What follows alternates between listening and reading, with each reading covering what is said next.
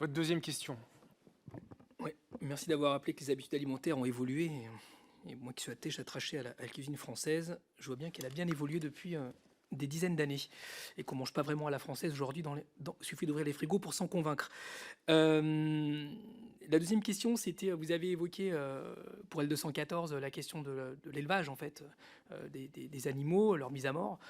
D'ailleurs, peut-être en réponse, je pense que d'indiquer aux enfants, évidemment, avec des pédagogies adaptées et aux âges qu'il convient, que la viande, bah, c'est un animal mort, ça fait aussi partie de l'éducation, je pense, qu'on doit donner aux enfants et aux jeunes en particulier. Faire état aussi, quand même, de nombreux rapports montrent qu'il y a une évolution des pratiques alimentaires dans les nouvelles générations et que la puissance publique, en l'occurrence l'Assemblée nationale, doit en tenir compte pour faire correctement son travail. Peut-être que nous n'avons peut-être pas assez auditionné, et pas auditionné d'ailleurs de jeunes dans notre commission, notamment par rapport à ces pratiques-là. Je parle pour toi, ça ne sera pas visé tout le temps.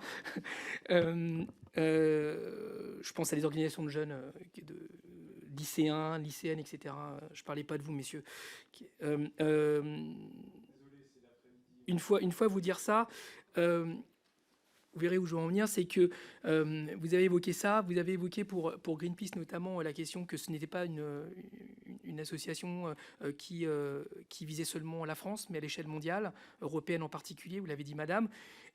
Quelles devraient être selon vous les mesures que nous devrions préconiser dans le cadre de ce rapport, sous la direction du rapporteur de Fournas, pour que la puissance publique fasse en sorte qu'on préfère consommer des productions françaises entre guillemets, puisque la France ne se limite pas à l'Hexagone, le président l'a dit tout à l'heure, nous avons aussi les départements d'outre-mer.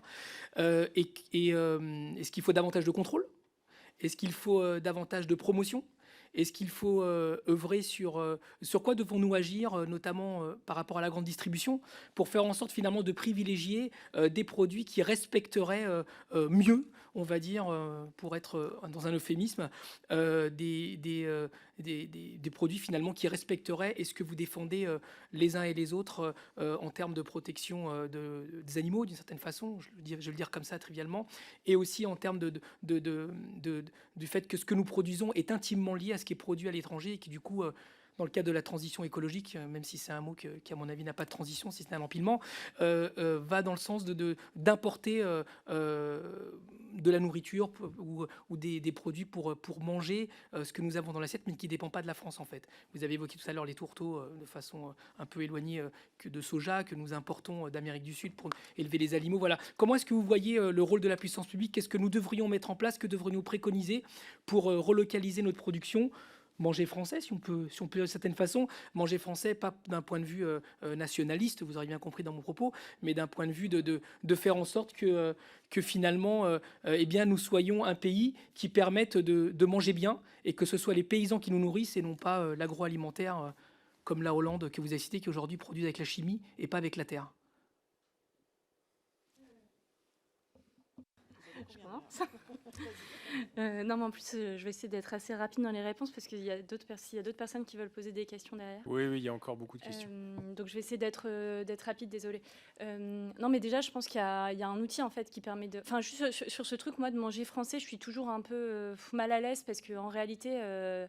si j'habite à Lille, ça a peut-être plus de sens d'acheter des produits qui viennent du sud de la Belgique plutôt que d'acheter des produits qui viennent des Pyrénées, et vice-versa. Si j'habite dans les Pyrénées, ça a peut-être plus de sens d'acheter des produits espagnols. Donc, moi, j'ai toujours un peu de... Bon.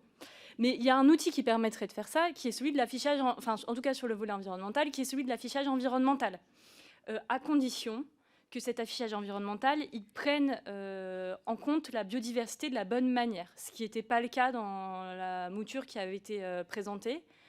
Mais à partir du moment où l'affichage environnemental prend effectivement en compte le critère biodiversité de la bonne manière, bah, ça, c'est un bon outil pour le consommateur pour choisir. Et au-delà de ça, alors c'est peut-être un peu moins évident, mais je pense qu'il y a aussi...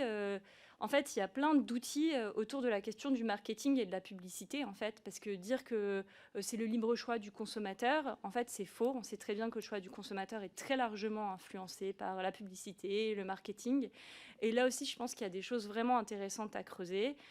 Si on reste sur ce sujet diminution de la consommation de viande, on pourrait par exemple penser à des interdictions de publicité pour les produits animaux issus d'élevage industriel, par exemple. Ça, c'est des choses qu'on pourrait mettre sur la table pour justement essayer de faire évoluer les mentalités. Merci de cette question, parce que c'est un point que je n'avais pas développé, et du coup, vous en avez plusieurs pages sur les propositions pour favoriser la réorientation de la consommation, de la production, et par conséquent aussi de l'emploi. Et on s'inscrit complètement, enfin on s'appuie d'une part sur les travaux de l'IDRI, et puis on en a ajouté quelques-unes. Mais voilà, c'est les leviers sur lesquels on peut s'appuyer. C'est évidemment l'environnement alimentaire au sens large, et quelque part aussi l'environnement agricole d'autre part. Sur l'environnement alimentaire, vous pouvez jouer sur l'offre, notamment sur une régulation dans les supermarchés ou dans l'hôtellerie-restauration. Il y a des choses à faire de ce côté-là. Il y a tout ce que vous avez évoqué sur la restauration collective, bien sûr. Il y a l'environnement socio-culturel, et là, on va être sur la question de la publicité et du marketing. Il y a tout ce qui est environnement économique. Je le disais tout à l'heure, hein, les aides sont 1200 fois supérieures pour les produits d'origine animale que pour les produits d'origine d'origine végétale.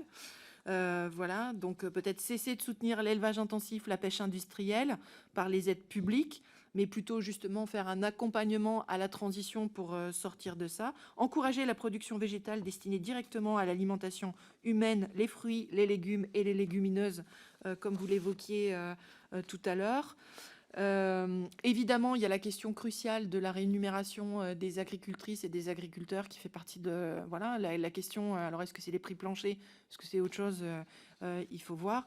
La plus grande connaissance aussi, donner la connaissance à tout le monde, alors que ce soit par des messages publics sur le pourquoi et le comment. On parlait aussi de savoir cuisiner en fait autrement qu'en ayant viande et poisson au milieu de l'assiette.